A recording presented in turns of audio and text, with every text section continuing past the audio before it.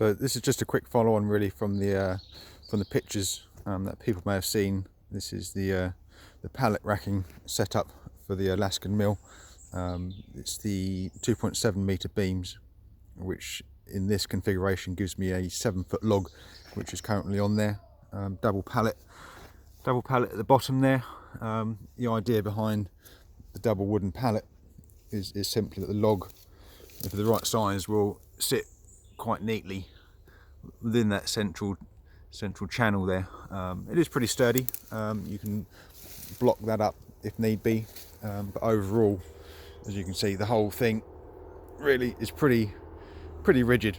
I was a little skeptical of just using the 2 beams to start with, but with the 4 in this setup, it is very rigid, and just a spirit level across the beams, keeping everything nice and parallel.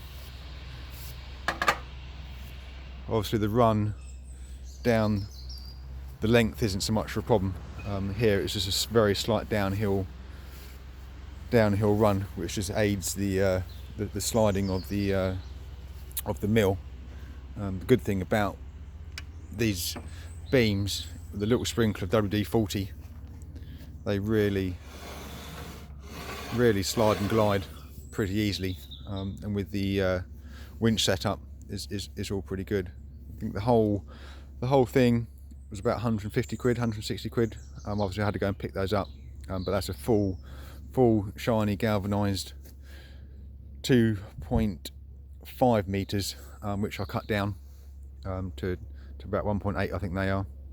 But yeah, I mean, for that sort of money, that sort of quality of the board that I'm cutting is pretty impressive.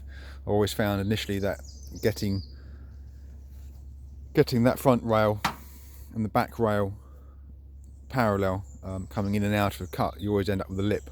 Or I found I did one end of the board, which is okay, but you know, you're sort of spoiling the last sort of 6 inches or so, the beginning of the front of the board. But you know, that's how it is. The only downside I've come across, as I mentioned before, is the adjusting of the height on the clamps. It takes a little while to sort out. On average, I suppose it's about 6 minutes a cut for adjustment and running the saw through, which isn't too bad for sort of a hobby user.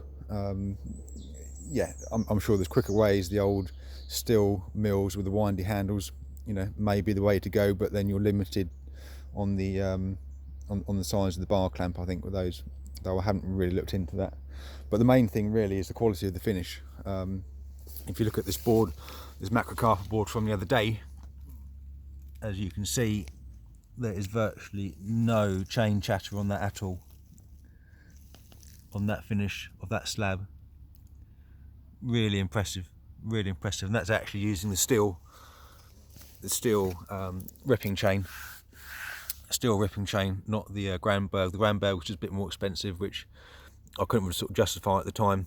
But looking at that steel finish, I'd much to say that I think that's a better finish than the Granberg chain, but I haven't used them enough at this stage to compare. But overall, 150 quid, 160 quid, whatever it was, yeah, can't really complain. But there we go.